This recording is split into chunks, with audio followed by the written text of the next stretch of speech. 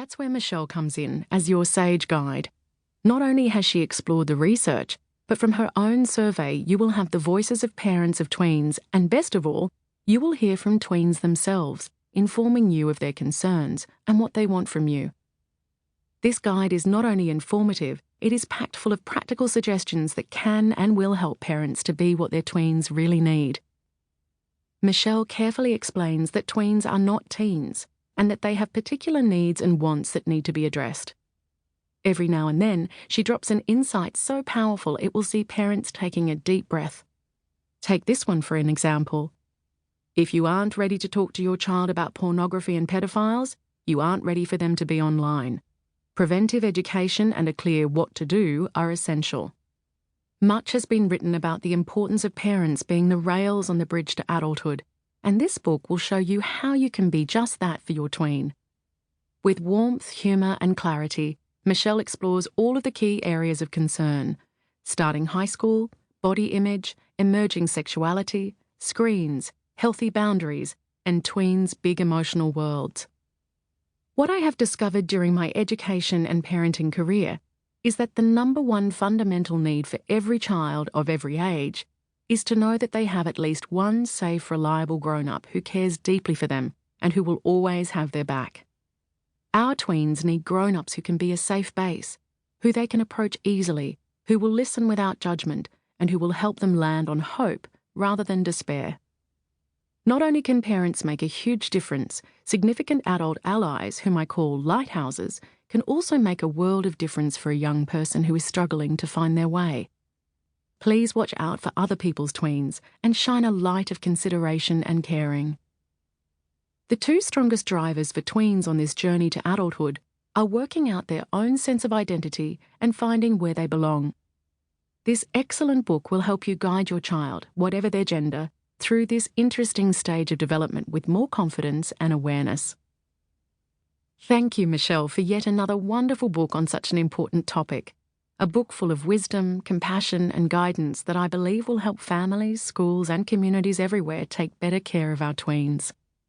With a stronger foundation before the teen years, I believe we will see more young people find a pathway to thrive rather than struggle. Maggie Dent is a best-selling parenting author and host of the ABC podcast Parental as Anything. A quick definition.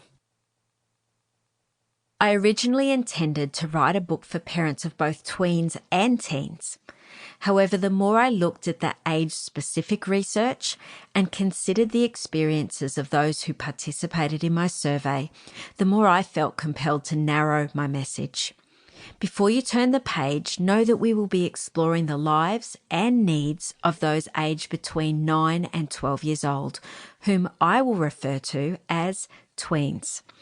The term teenager will be used to describe those aged 13 to 19, while the word adolescence will be used to describe the transition from childhood to adulthood, which typically spans the ages of 10 to 24.